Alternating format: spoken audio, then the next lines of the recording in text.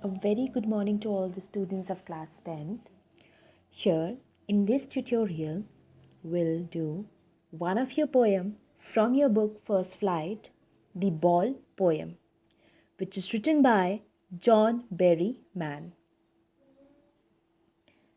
Let's first know about the poet John Berry Mann.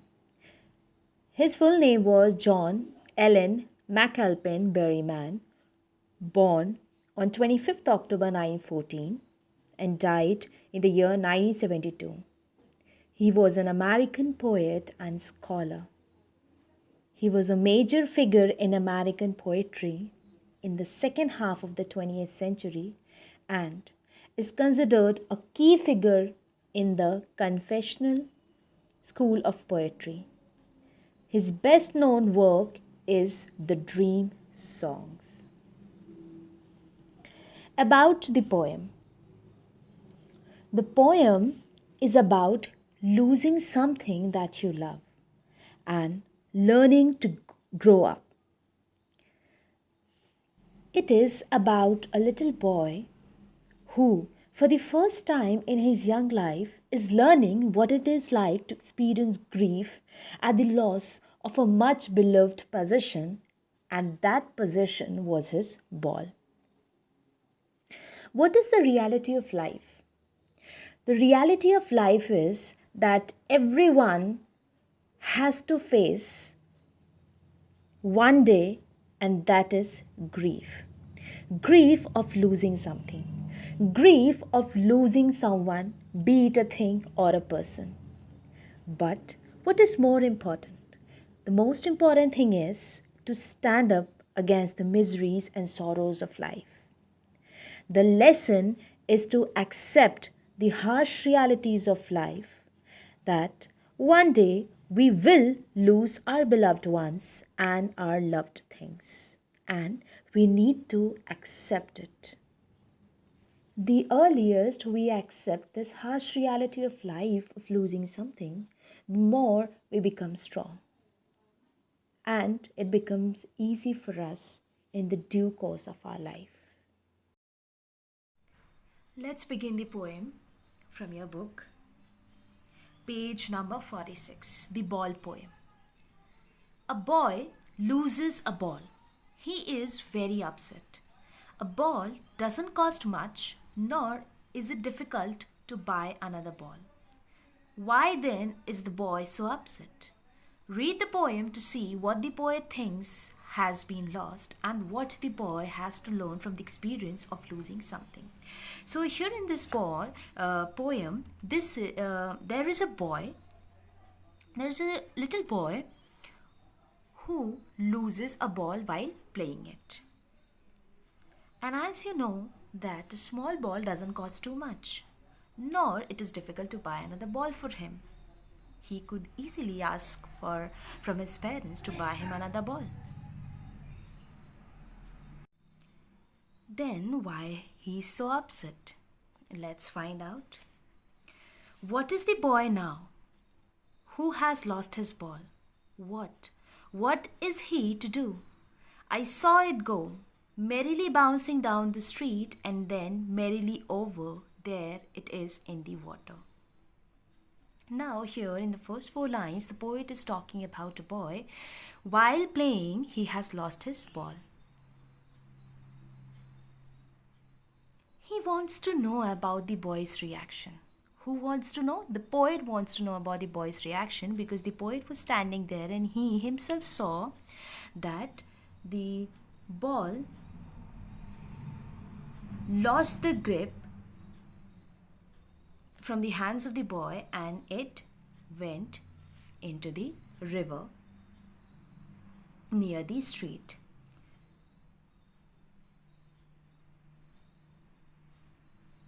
An ultimate shaking grief fixes the boy. Ultimate shaking grief means the sadness filled his soul. That sadness could be seen from his face, and it greatly affected the boy.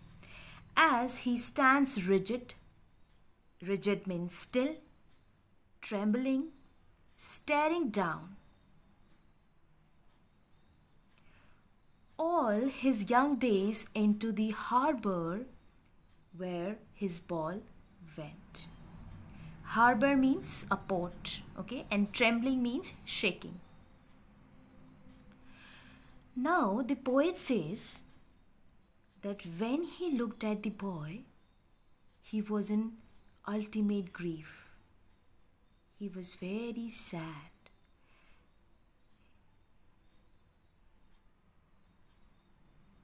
As he was standing still, he was shaking with fear. He was staring down at his ball as he saw his ball going into the river. The poet did not want to disturb him. The poet did not want to go and console him. Why? There is a big reason.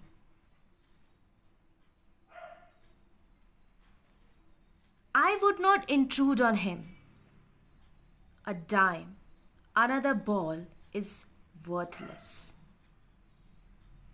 What is dime? It is 10 cents in US. Now, he senses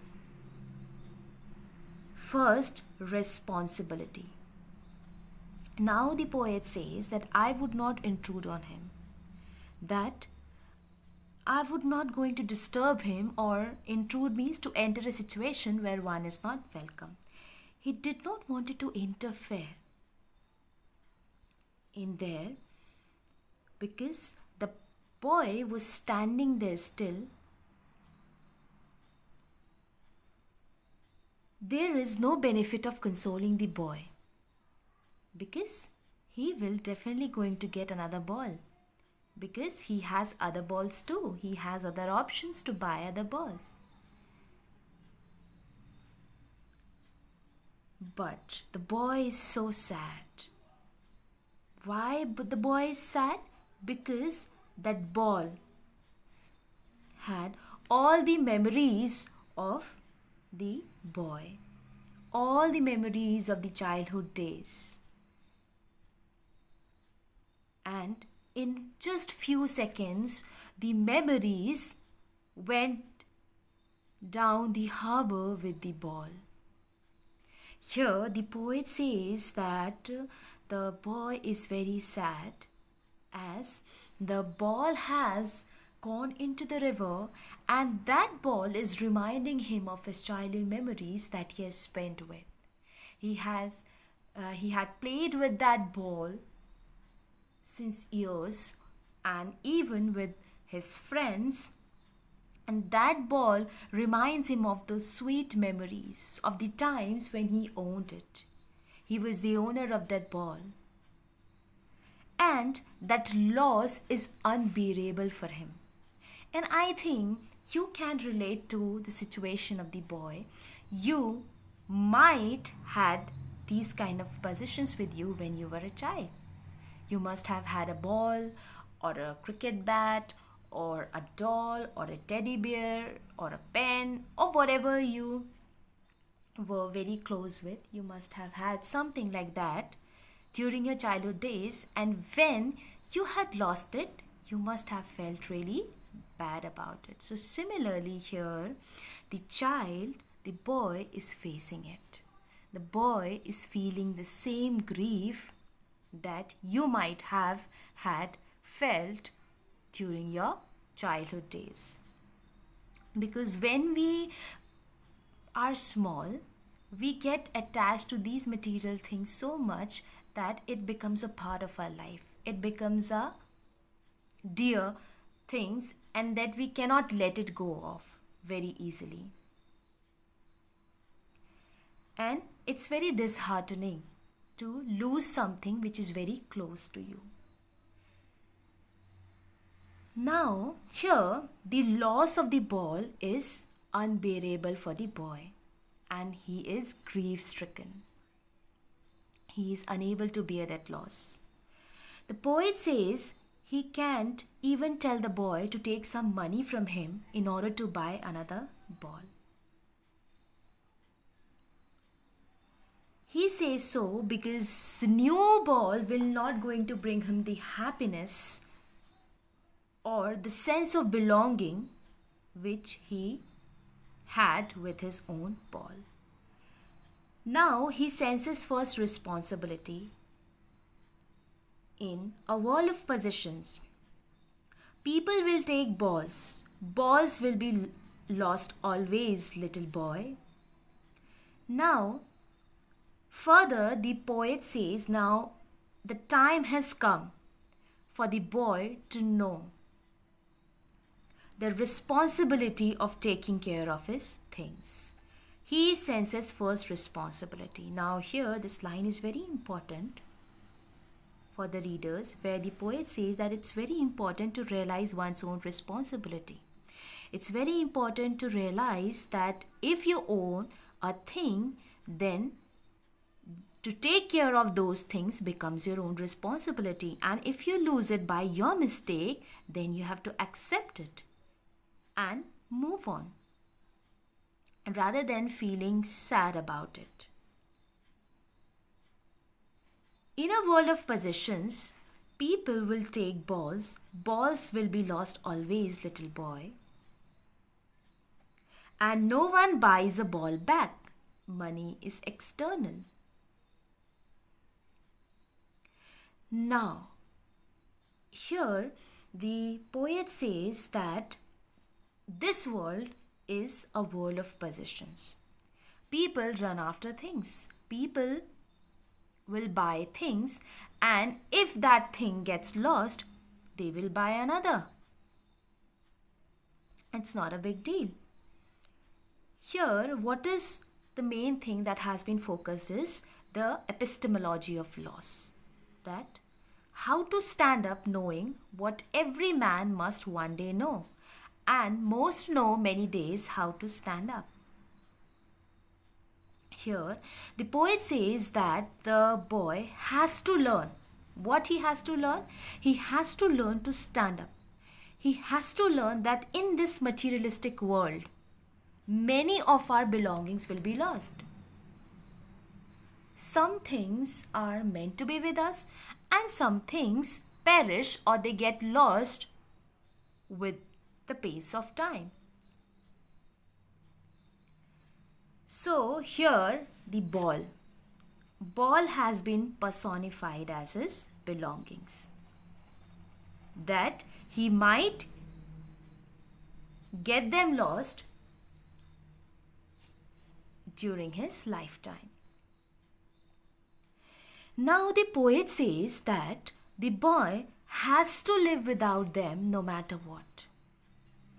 The poet said so because according to him, money cannot buy the sense of belongingness.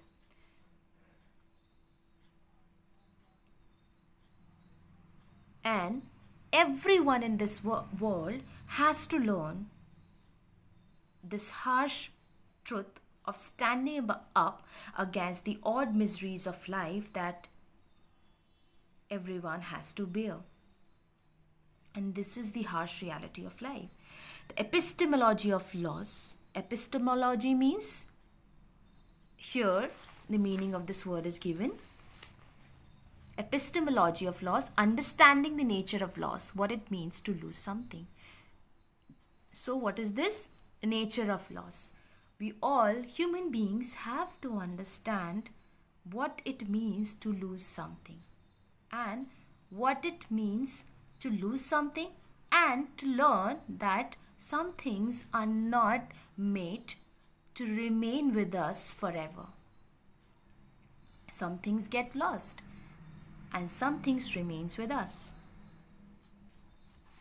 But how we cope up with the situation and move on without getting much emotionally attached with those things, and to accept this reality that some things are not meant to be with us forever. Knowing what every man must one day know, and most know many days how to stand up. So what is the lesson of the poem is that we should understand that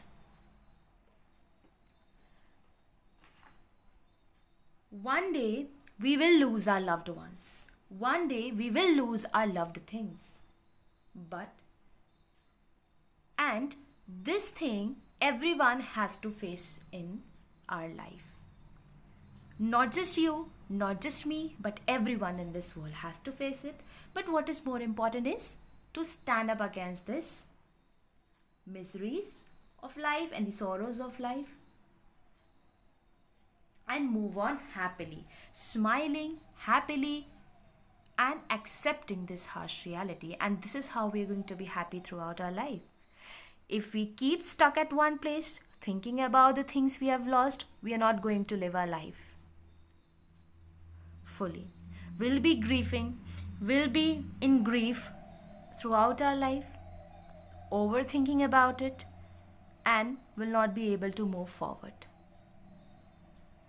Because this has to be faced by everyone in this world.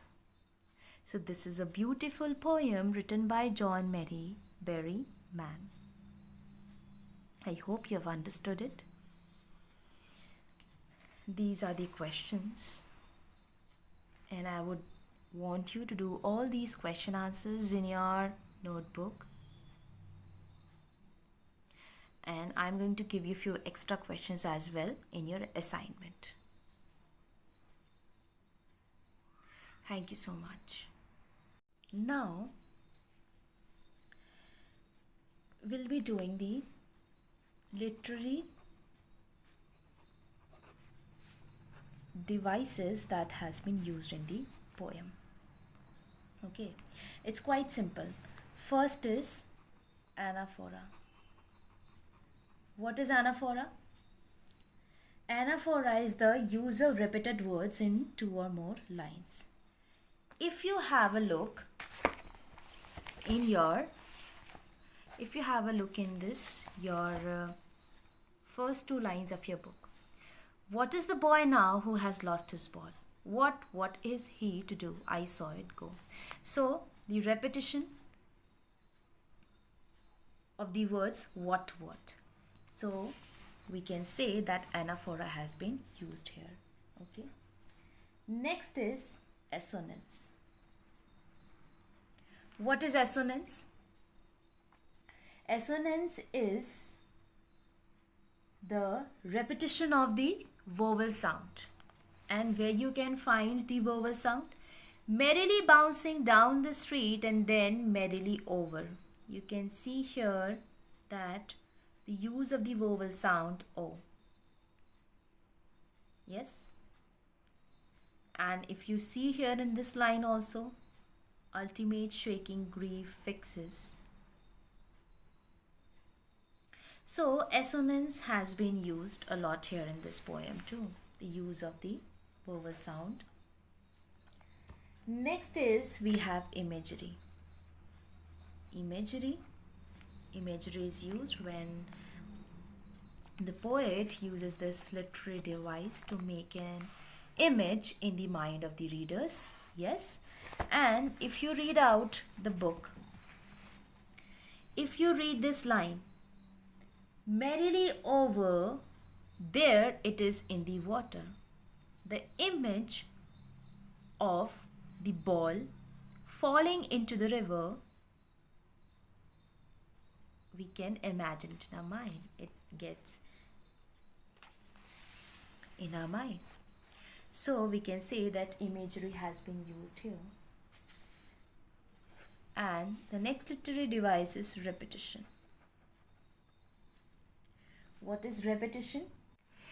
It is a literary device where a word or a phrase is repeated 2 or more times.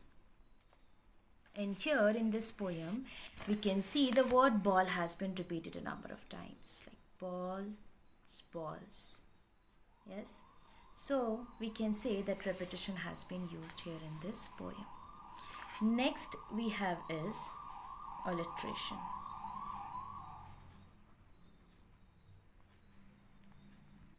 Alliteration is the literary device that is the occurrence of the same letter at the beginning of the closely connected words. And here If you have a look at the example, and no one buys a ball black. Buys a ball back. So the letter B. It has been repeated and the words are closely connected. So we can say that alliteration has been used here. So these are the literary devices. These are the main literary devices that has been used in the poem. I hope you have understood it. Thank you.